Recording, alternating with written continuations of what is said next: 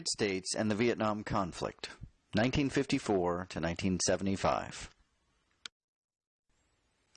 Unlike some of the other topics we've discussed in this course, Vietnam is probably something that you've already heard at least something about, and you probably come into the course with some thoughts and impressions about Vietnam, even if they're only somewhat vague.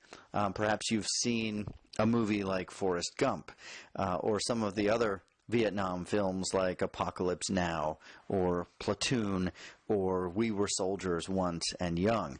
There are dozens and dozens of films about Vietnam. Or perhaps it's just a smattering of thoughts gleaned from our popular media today, which draws comparisons and makes references to Vietnam when we think about the war in the Middle East, the Iraq War, or other things like that. And so you probably have some thoughts about the United States experience in Vietnam as a long, protracted, difficult affair, guerrilla warfare, very harsh conditions, and ultimately not terribly successful for the United States. With that in mind, you probably won't be surprised to hear the quote that I am about to read, which is from a Vietnamese general. "We must weaken the enemy by drawing him into protracted campaigns. When the enemy is away from home for a long time and produces no victories and families learn of their dead, then the enemy population becomes dissatisfied and considers it a mandate from heaven that their armies be recalled. Time is always in our favor. Our climate, mountains, and jungles discourage the enemy, but for us, they offer sanctuary and a place from which to attack." That probably jives with the impressions you've gleaned about the American experience in Vietnam. It might surprise you to know, though, that this quote has nothing to do with the American experience in Vietnam. In fact, this Vietnamese general was speaking in the year 1284 and was speaking about a completely different invasion. And so one of the things that it is critical to understand about Vietnam and Vietnamese history is that their entire existence has been spent fending off outside invaders, just like the United States in the 1960s. In fact, going back more than 1,000 years, the Vietnamese, their entire history is based on exactly these kinds of battles. So I think some of the things we need to discuss are United States' lack of recognition of this, that in the Vietnamese, we were fighting a very skilled and very experienced enemy, in the sense that their entire culture was very much acclimated to the idea of fighting off outside invaders. And from the United States perspective, we were not very experienced and not especially skilled in this kind of warfare. The other great overarching factor that we need to recognize when we think about America's experience in Vietnam is that the United States was essentially wearing blinders during the Cold War, and that we could not separate the actions in even a far-flung and remote nation like Vietnam from the Cold War realities that I discussed in previous lectures regarding the spread of communism, the domino theory, and so on. And so when we're confronted with some of the events that were happening in Vietnam and the question of whether the United States should get involved or perhaps just leave it alone, there really isn't a great deal of consideration of the possibility that we could just leave things alone. And so the United States wanders into what indeed becomes this long, protracted, miserable affair. I want to begin by sharing just a quick overview of the history of Vietnam before American involvement, because it really does play an important role in the American experience in Vietnam. So just to understand, the nation of Vietnam evolved into independence 2 or 3 centuries BC. It's difficult to know the exact origins of many different nations in that era, but around the 3rd century BC, we begin to understand that there is a nation of Vietnam. It was very quickly overrun by the Chinese, and if you look at the map, you note the sort of overwhelming presence of China to the north of Vietnam. And so through its entire early history, Vietnam evolved as a part of China, and there remains even now a powerful cultural influence from China, even though the Vietnamese never entirely surrendered to Chinese rule. In the year 939, Vietnam managed to overthrow China and win its independence, and that still remains a Vietnamese holiday today. Over the following centuries, there were several other attempts to overrun Vietnam, either from the Chinese themselves, which made several attempts, or other nations, including India and a few others. It was, in fact, in one of those episodes that the Vietnamese general that I quoted on the previous slide made his comments. And in the 1600s, Vietnam once again began to be controlled fairly steadily by an outside power, in this case, the French. We think about the 1600s, this is about the time of the English colonies, Jamestown, for instance, in North America. And the French were establishing colonies in other parts of the world as well. And in this case, in what comes to be known as French Indochina, which is more or less everything that you see on the map to the right. It began with a few French missionaries in the 1600s, and by the 1800s had evolved into full-fledged colonial rule.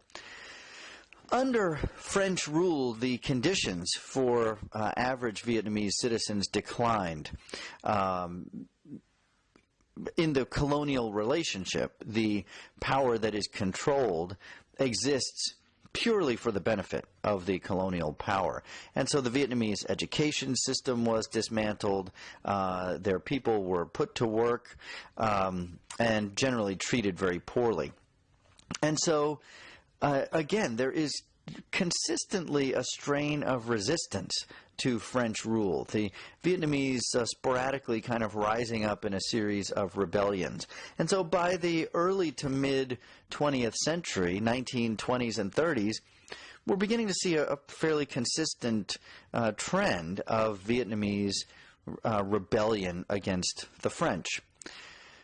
It's into this atmosphere that we introduce one of the central actors in this chapter of Vietnamese history, the figure known as Ho Chi Minh. You see him pictured at the bottom. Now, from the American perspective, if you know anything about Ho Chi Minh, and what most Americans know about Ho Chi Minh is that he was the enemy. He led the Vietnamese efforts against the United States in the war in the 1960s. But he's actually a very interesting figure, and there's much to be admired about Ho Chi Minh. In 1930, Ho Chi Minh organized the Indochinese Communist Party. So he was a communist, although his great and overriding goal was independence for Vietnam. Ho Chi Minh was well educated and well traveled. He had explored much of the world for 30 years or so before 1941.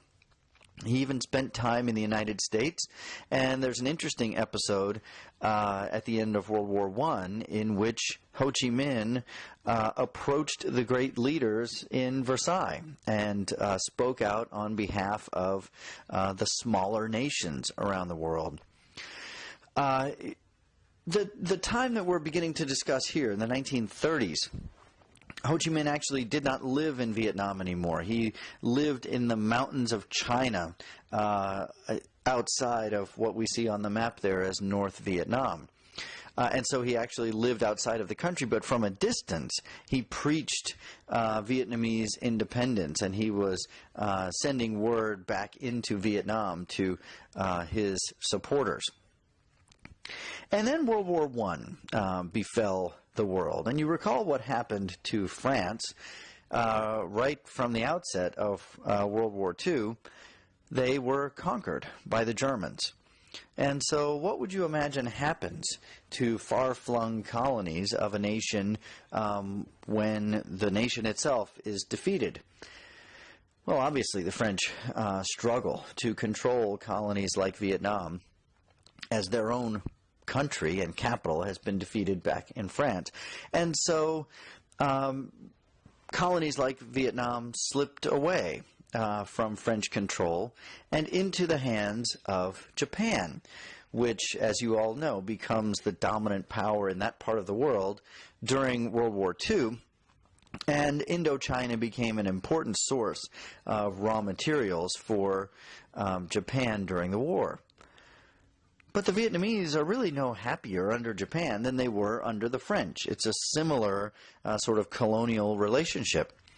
And so the Vietnamese actually continue to fight during World War II, only now they're fighting against Japan instead of fighting against France. In fact, Ho Chi Minh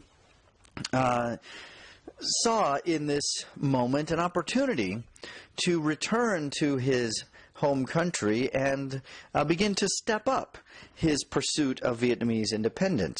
In May of 1941, he crossed the border again into Vietnam, established a settlement up in the mountains in the northern parts of Vietnam, and created an organization called the Vietnamese League for Independence, or the Viet Minh. The Viet Minh organized at the village level, peasants, workers, students, intellectuals, women, old and young, all were invited to participate. I would draw a comparison here. It's not a perfect one, but I would draw a comparison to a political party. It's an organization where people have similar beliefs, in this case the pursuit of Vietnamese independence. But just as it would be very difficult to walk into a room and point out who are the Republicans here, who are the Democrats, and who are the independents, just by looking at people, it's very difficult to know who among the Vietnamese are Viet Minh, are supporters for this League of Independence, and who are not. And so right from the beginning we establish one of the real difficulties that the United States will have, and that is it is very difficult, if not impossible, to identify who the enemy is. As the war is drawing to a close, we remember what happened to Japan at the end of World War II. Of course, they were bombed into submission. They were defeated. And so, once again, there is something of a void at the top as the Japanese begin to retreat and pull back to their own homeland. Vietnam is left for a time under only very loose rule. And Ho Chi Minh once again sees an opportunity here to step up the calls for independence. In fact, on August 29th, Ho Chi Minh launched what has come to be known as the August Revolution. In the void of leadership, Ho Chi Minh declares Vietnamese independence. Standing on the steps of the capital in Hanoi, he announces that Vietnam is now an independent nation. And so, of course, there is great cause for excitement and celebration at this prospect. Vietnamese independence lasted for all of 9 days at this juncture. In the aftermath of the war, it is the French who once again are restored to rule, and this with the blessing of the United States and Harry Truman. Remember, this is the beginnings of the Cold War. This is the period in which we begin to contemplate things like the Marshall Plan and the rebuilding of the world. And it was not in the interest of the United States to see nations like Vietnam made independent. Rather, we wanted to see the restoration of French power and the French economy restored. And so the United States encourages France to reassert its control in Vietnam. And you can imagine the Vietnamese response to this. How have they always responded? What have they always done? They always fight for their independence, whether it's against China, whether it's against these other invading nations, whether it's against France, whether it's against Japan, and now it's France again in the aftermath of World War II. And so they will predictably continue to fight.